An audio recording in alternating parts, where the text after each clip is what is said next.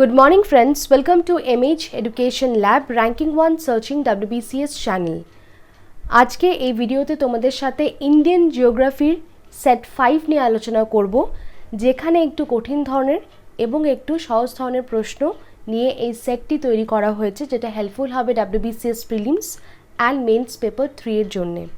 যারা WBCS এর preparation নিচ্ছ অবশ্যই ভিডিওটা পুরো দেখার চেষ্টা করো, ভালো লাগলে লাইক করো, শেয়ার করো, আর যারা চ্যানেলে নতুন অবশ্যই চ্যানেলটিকে সাবস্ক্রাইব করে দিও, আর পাশে দেওয়া বেল আইকনটি প্রেস করে দিও। সমস্ত ক্লাসের নোটিফিকেশনস কিন্তু তোমরা পেয়ে যাবে। আজকের প্রথম প্রশ্ন কি আছে দেখে নিই। Which of the following is the main spice producer? এর মধ্যে কোন জায়গায় সবথেকে বেশি স্পাইস প্রডিউস হয়, অর্থাৎ মশলাপাতি যেটাকে আমরা বলি সেটা প্রডিউস হয়। এর কারেক্ট অপশন হবে option B, that is Malabar coast. Okay, Malabar কোস্টের ব্যাপারে একটু দেখে নিই। The Malabar coast is a long and narrow coastline of southwestern shoreline of mainland Indian subcontinent. The ports of Malabar coastline, Malabar coastline যে পোর্টসগুলো আছে, they have participated in the Indian Ocean trade. Indian Ocean trade হয়ে থাকে in spices, silk and other goods for 2 millennia. Okay, so it is famous for paper, cloves, cardamom, kokum and cinchona. এইসব জিনিসগুলো কিন্তু এখানে এইসব জিনিসের কিন্তু এখানে ট্রেড হয়ে থাকে। ওকে, কোথায় হয়ে থাকে? Malabar coast. So this is the main spice producer. Okay, next প্রশ্ন কি আছে দেখে নিই। In which of the following states is Dampa tiger reserve situated? এই ডাম্পা টাইগার রিজার্ভটি এর মধ্যে কোন স্টেটে অবস্থিত? ওকে, কোন রাজ্যে অবস্থিত? এর কারেক্ট অপশন হবে option C, that is Mizoram. তাহলে এর ব্যাপারে একটু দেখে নিই। Dampa tiger reserve is the largest wild life sanctuary in Mizoram. It was notified in 1985 and declared a tiger reserve in 1994।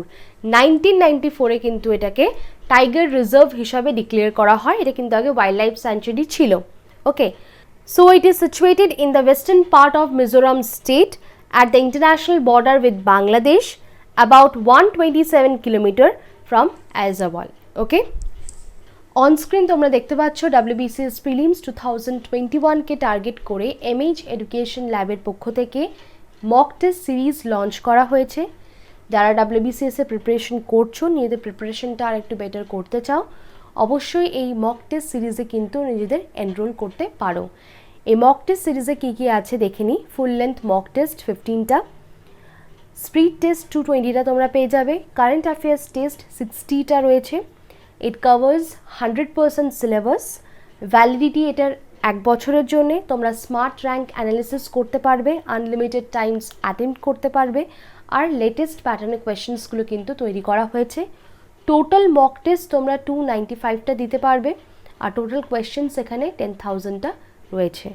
কোর্সের পেমেন্ট লিঙ্ক ভিডিও ডেসক্রিপশন বক্সে দেওয়া আছে, সেখানে গিয়ে তোমরা কিন্তু চেক করে নিতে পারো। আর 50% ডিসকাউন্ট পাওয়ার জন্য তোমাদের এই SNGD 50 অর্থাৎ 50 SNGD 50 এই কুপন কোডটা কিন্তু ব্যবহার করলে তোমরা 50% ডিসকাউন্ট পেয়ে যাবে এই মক টেস্ট সিরিজের ওপর। ঠিক আছে। The only sanctuary where Kashmir stag is found is, এর মধ্যে কোন স্যাংচুয়ারিতে, যেটা একমাত্র স্যাংচুয়ারি যেখানে এই কাশ্মীর স্ট্যাগ যে অ্যানিমেলটা কিছুটা হরিণ বা ডিয়ারের মতন দেখতে, ওকে, যেটা এখানে পাওয়া যায়, একমাত্র স্যাংচুয়ারি যেখানে এই কাশ্মীর স্ট্যাগটা কিন্তু পাওয়া যায় ইন্ডিয়াতে। তাহলে এটা কোনটা হবে? এর কারেক্ট অপশন হবে option B, that is Dachigam. Okay, so এর ব্যাপারে একটু দেখে নিই। So Dachigam national park is located 22 kilometre from Srinagar, Jammu and Kashmir. So this national park is located among the high mountains of the mighty Western Himalaya. Okay, so the main animal species that Dachigram is most famous for is the hangul. Hangul এটাকে বলা হয়, আর Kashmir stag অর্থাৎ হাঙ্গুল কিংবা একে কাশ্মীর স্ট্যাগও কিন্তু বলা হয়। এর সাইন্টিফিক নেমটা তোমরা নোট ডাউন করে রাখতে পারো। এর সাইন্টিফিক নেম হচ্ছে সার্ভাস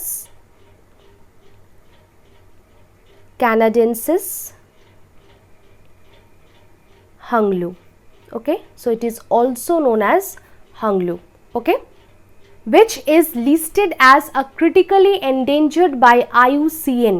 IUCN এটা কিন্তু অ্যাজ আ ক্রিটিক্যালি এন্ডেঞ্জার্ড এটাকে লিস্ট করা হয়েছে IUCN a as a critically endangered species as the population is counted 160 mature individuals in 2008 census. Okay, একমাত্র স্যাঞ্চুরি যেখানে এই কাশ্মীর স্ট্যাগ অর্থাৎ হাংলু পাওয়া যায় সেটা হচ্ছে Dachigam national park which is in Jammu and Kashmir. আর এর পপুলেশন ধীরে ধীরে ডিক্রিজ করছে বলে এটা কিন্তু ক্রিটিক্যালি এন্ডেঞ্জার্ড স্পিসিস হিসাবে লিস্ট করা হয়েছে by IUCN। Okay, which place is said to be the Manchester of South India? এর মধ্যে কোন প্লেসকে ম্যানচেস্টার অফ সাউথ ইন্ডিয়া বলে জানা যায়? এর কারেক্ট অপশন হবে option A, that is Coimbatore. Okay, so Coimbatore in Tamil Nadu is often referred to as the Manchester of South India due to its cotton production and textile industries. Cotton production এখানে বেশি হয় সব থেকে, আর textile ইন্ডাস্ট্রিজও প্রচুর আছে, তার জন্য এটাকে কিন্তু ম্যানচেস্টার অফ সাউথ ইন্ডিয়া বলা হয়। It is also referred to as the pump city as it supplies nearly half of India's requirements of motor and pumps. Okay, Coimbatore, a major hub for textile industries, commerce, education, information technology and manufacturing in Tamil Nadu. So it is এটা একটা major hub যেখানে textile industries রয়েছে, আরও বিভিন্ন ধরনের industries রয়েছে, commerce, education, information technology অর্থাৎ IT companies আছে, অ্যান্ড ম্যানুফ্যাকচারিং ইন তামিলনাড়ু। তাই এটাকে কিন্তু ম্যানচেস্টার অফ সাউথ ইন্ডিয়া বলে জানা যায়। ওকে, নেক্সট প্রশ্ন কি আছে দেখে নিই। Agricultural commodities are graded with, agricultural যেসব কমোডিটিসগুলো রয়েছে সেগুলো কি দিয়ে গ্রেড করা হয় বা তার মধ্যে কি মার্ক থাকে? এর কারেক্ট অপশন হবে option C, that is AGMRK। Okay, so this AGMRK is a certification mark employed on agricultural product in India. যেসব এগ্রিকালচারাল কমোডিটিস বা প্রোডাক্টগুলো রয়েছে তার মধ্যে কিন্তু তাতে কিন্তু এই মার্কটা অবশ্যই থাকবে, AGMRK। Okay, assuring that they conform to a set of standard approved by the Directorate of Marketing and Inspection, an agency of Government of India. The AGMRK is legally enforced in India by Agricultural Produce, that is Grading and Marking Act of 1937 and amended in 1986. Okay, next প্রশ্ন কি আছে দেখে নি। What name does Brahmaputra take as it discharges into the Bay of Bengal? যখন ব্রহ্মপুত্রা বে of বেঙ্গলে গিয়ে মিশছে বা পড়ছে, ডিসচার্জ হচ্ছে, তখন কি নামে সেটা কিন্তু ডিসচার্জ হয়? এর কারেক্ট অপশন হবে অপশন ডি, দ্যাট ইজ মেঘনা। ওকে, তাহলে এর ব্যাপারে একটু দেখে নিই। The Padma is the name used in Bangladesh for a major transboundary রিভারের জন্য এই পদ্মা বা পদ্মা নামটা ইউজ করা হয়। In India as the main tributary of Ganga. Okay, so the river system that originated in the western Himalaya and the Padma enters the Bangladesh from India near Chapai, Nawabganj, and it meets the Jamuna near Aricha and retain its name but finally meets with the Meghna near Chandpur and adopts the name of Meghna, okay, before flowing into the Bay of Bengal. First national park of India that was established in 1936 was named as first প্রথম national park ইন্ডিয়ার যেটা establish হয়েছিল 1936-এ, and then it was named as, তখন তার নাম কী ছিল? এর কারেক্ট অপশন হবে option C, that is Hailey national park. Okay, তাহলে এর ব্যাপারে একটু দেখে নিই। India's first national park was established in 1936। First national park ইন্ডিয়াতে এস্টাবলিশ হয়েছিল 1936-এ as Hailey national park to protect the endangered Bengal tiger. কিসের জন্য এটা এস্টাবলিশ হয়েছিল? Two protect the endangered Bengal tiger. Okay, so it is now known as the Jim Corbett national park. অবশ্যই মনে রাখতে হবে যে এখন তার নাম জিম করবেট ন্যাশনাল পার্ক, আগে কিন্তু এটাকে বলা হতো Hailey national park which was established in 1936। কিসের জন্য? To protect the endangered Bengal tiger. Now it is located in Nainital district of Uttarakhand and was named after Jim Corbett, a British Indian hunter. Jim Corbett একজন British Indian hunter ছিলেন and a tracker turned conservationist who played a key role in its establishment. First তিনি Hunter tracker এসব ছিলেন, but সে পরে কিন্তু conservationist হয়ে যায় আর এটাকে তিনি এস্টাবলিশ করে to protect the endangered Bengal tiger. Okay, the highest peak in the eastern Ghats is, eastern ঘাটের হাইয়েস্ট পিক কোনটার মধ্যে? এর কারেক্ট অপশন হবে option B, that is Mahendragiri. Okay, so Mahendragiri is the highest peak in the Eastern Ghat, which is situated in Parala, Khemundi, Gajapati district. Okay, so it is situated amongst the Eastern Ghat at an elevation of 1501 meter, and this is the second highest mountain peak of Orissa after Deomali in Koraput. Okay, next প্রশ্ন কি আছে দেখে নিই। The pilgrims of Kailash Mansarovar, অর্থাৎ যারা তীর্থযাত্রী কৈলাশ মানসরোভারের, they have to pass through a pass. Okay, through which pass? এর মধ্যে কোন পাস দিয়ে তাদেরকে পাস করতে হয় টু এন্টার ইনটু টিবেট? টিবেটে ঢোকার আগে তাদেরকে এই পাস দিয়ে কিন্তু পেরোতে হয়, সেটা কোন পাস? এর কারেক্ট অপশন হবে option D, that is Nathula pass. Okay, এর ব্যাপারে একটু দেখে নিই। The Nathula is a mountain pass in the Himalayas. It connect the Indian state of Sikkim with the China's Tibet autonomous region. Okay, so the pass would be particularly useful for pilgrims visiting monasteries in Sikkim such as Ramtek, so one of the holiest shrines in Buddhism. Okay, এই পাসগুলো কিন্তু helpful হয় পিলগ্রিমসদের যাতায়াতের জন্য যারা monastery visit করবে সিকিমে। And for Hindus the pass reduces the journey time to Mansarovar lake from 15 to 2 days, যেটা 15 days লাগতো সেটা 2 days-এর মধ্যে তারা কিন্তু পৌঁছে যাবে মানসরোভার, কৈলাশ মানসরোভারে। ওকে, among the following district of Tamil Nadu, which district is unfit for cultivation due to increased salinity? এর মধ্যে কোন ডিস্ট্রিক্ট, যেগুলো তামিলনাড়ুর ডিস্ট্রিক্ট, বাট এর মধ্যে কোন district which is unfit for cultivation, cultivation সেখানে করা যাবে না, কেন? Due to increased salinity. Okay, সয়েলের স্যালিনিটি বাড়ার ফলে সেখানে কিন্তু কোনো কাল্টিভেশন করা যায় না, which is unfit for cultivation. এর মধ্যে কোন ডিস্ট্রিক্ট ইন তামিলনাড়ু? এর কারেক্ট অপশন হবে option C, that is Nagapattinam. Okay, so Nagapattinam district of Tamil Nadu was badly affected by tsunami in December 2004. December 2004 যে সুনামি হয়েছিল তখন কিন্তু এই ডিস্ট্রিক্টটা খুবই বাজেভাবে এফেক্টেড হয়, and it caused great damage to a large number of agricultural land in the coastal areas. Coastal এরিয়াতে যেসব এগ্রিকালচার ল্যান্ডগুলো ছিল সেগুলো কিন্তু খুব বাজেভাবে ড্যামেজ হয়, making them sodic, and large tract of agricultural land along with the standing crop were destroyed and become unfit for cultivation due to influx of sea water, কারণ সে তার মধ্যে সি ওয়াটার ঢুকে যায় আর সি ওয়াটার হচ্ছে salty. The district is marked by highly saline condition in which no paddy crop, অর্থাৎ wheat, rice এসব কিন্তু কোনো কিছুই কিন্তু কোনো paddy crop কিন্তু গ্রো করা যায় না, and it cannot be cultivated unless the entire soil is flushed with fresh water and gypsum. যতক্ষণ না ওটাকে ফ্রেশ ওয়াটার আর জিপসাম দিয়ে ধোয়া হচ্ছে, ফ্লাশ করা হচ্ছে, cultivation is not possible in that place, অর্থাৎ প্যাডি কাল্টিভেশন কিন্তু ওখানে একবারই করা যায় না। It is unfit for cultivation due to increased salinity. Which among the following is not located in Andaman and Nicobar Island? এর মধ্যে কোনটা আন্দামান আর নিকোবর আইল্যান্ডে নেই? এর কারেক্ট অপশন হবে option C, that is Guindy National Park. Okay, so this is a 2.70 kilometer square protected area of Tamil Nadu which is located in Chennai. এটা কিন্তু Andaman and Nicobar Island-এ নেই। Okay, next প্রশ্ন কি আছে দেখে নিই। Which one of the following areas of India does not come under the zone of high seismic intensity? এর মধ্যে কোন এরিয়া, ইন্ডিয়ার কোন area does not come under the zone of high seismic intensity, অর্থাৎ আর্থকোয়াকে কিন্তু সেখানে কোনো প্রবণতা নেই, এটা কোন এরিয়া ইন্ডিয়ার? এর কারেক্ট অপশন হবে option B, that is Karnataka Plateau. Okay, so this Karnataka Plateau which is the upland region of Karnataka state which is in South India.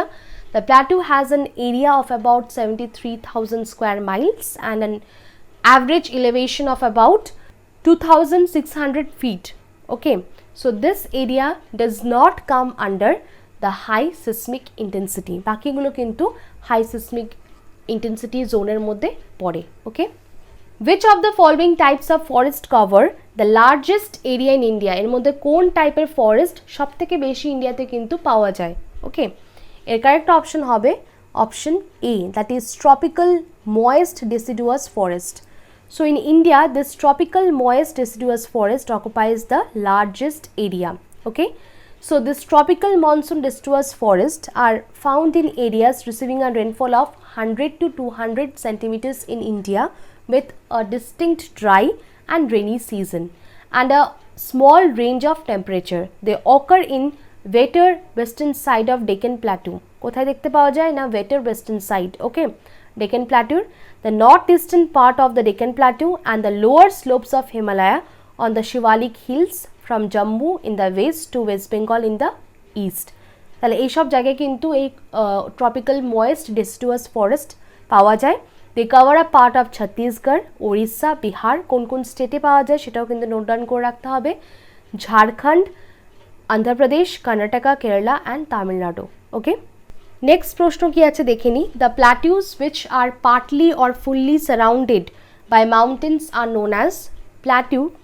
যেগুলো পার্টলি কিংবা ফুললি সারাউন্ড থাকে মাউন্টেন দিয়ে, সেসব প্ল্যাটিউগুলোকে কি বলা হয়? এর কারেক্ট অপশন হবে option D, that is intermontane plateaus. Okay, the plateaus which are bordering the mountain ranges, generally they are the fold mountains or are partly or fully enclosed within them, are the intermountain plateaus. Okay, the word intermountain means between the mountains. Okay, the plateau গুলো কিন্তু between the mountains থাকে, either কিছুটা part mountain দিয়ে surround থাকে কিংবা পুরোটাই mountain দিয়ে surround থাকে। So that's why it is called intermountain plateau. So these plateaus are highest in the world. Okay, the plateaus which are rise abruptly from the lowland or from the sea is known as, তাহলে এইসব প্ল্যাটিউগুলো abruptly lowland কিংবা sea area থেকে হয়, সেই প্ল্যাটিউগুলোকে কি বলা হয়? এর কারেক্ট অপশন হবে option B, that is continental plateaus. So the plateaus that rise abruptly from either the sea or lowland, they are referred to as continental plateaus. Okay, which of these is the most appropriate method for showing the distribution of soil? Distribution of soil show করার জন্য এর মধ্যে কোনটা most appropriate method? এর correct option হবে option D, that is chorochromatic. Okay, so chorochromatic map, এটা এক ধরনের map, also known as area class or qualitative area or mosaic map, is a type of thematic map. এটা এক ধরনের থেমেটিক map যেখানে কিন্তু অ্যাপ্রোপ্রিয়েটলি ডিস্ট্রিবিউশন অফ সয়েল দেখানো যাবে, that portray the reason of categorical or nominal data and using variations in color symbol. Okay, color symbol দিয়ে কোথায় কি সয়েল রয়েছে, সয়েলের ডিস্ট্রিবিউশনটা খুব সুন্দর করে এই ম্যাপে কিন্তু দেখানো যাবে, and this is the most appropriate method used for showing the distribution of soil in any area. Okay, soil erosion by raindrop is called, raindropের ফলে যে ইরোশনটা হয় সেটাকে কি ইরোশন বলা হয়?